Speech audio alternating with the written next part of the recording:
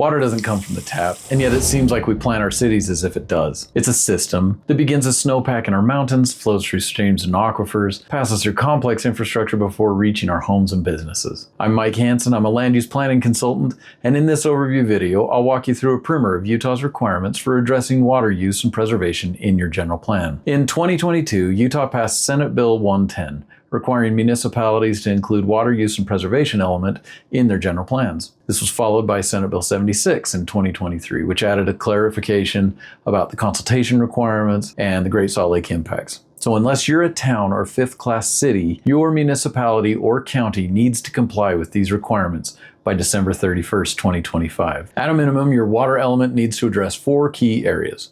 First, how your development patterns affect water demand and infrastructure. Second, methods to reduce water consumption in existing development. Third, strategies for water efficiency in future development. And fourth, ways your jurisdiction can modify its operations to eliminate wasteful practices. One of the most important aspects of your plan is understanding your water budget. Think of it like your community's water checkbook. You need to identify all available water supplies and quantify current demand across user types, project future demand based on population projections, and calculate conservation potential. Without this data, your planning efforts are basically just guesses.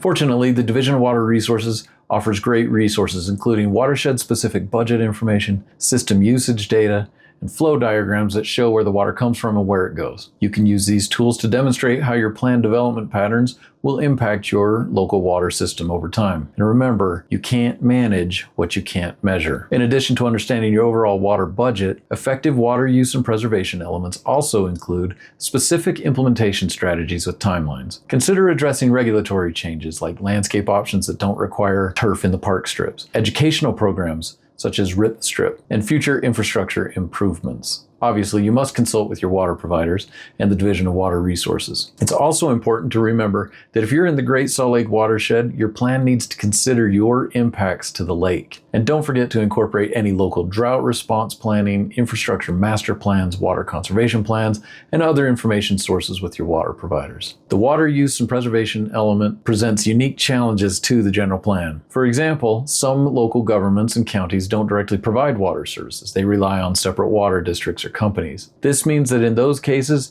you'll have to coordinate with the providers whenever you're making a land use policy decision that will impact water conservation. Overall, remember, water doesn't originate in the tap and our responsibility doesn't end at the drain. Your general plan can be a powerful tool in our shared stewardship of the entire water system. And special thanks to the Utah Property Rights Ombudsman and their Land Use Training Fund for sponsoring this video.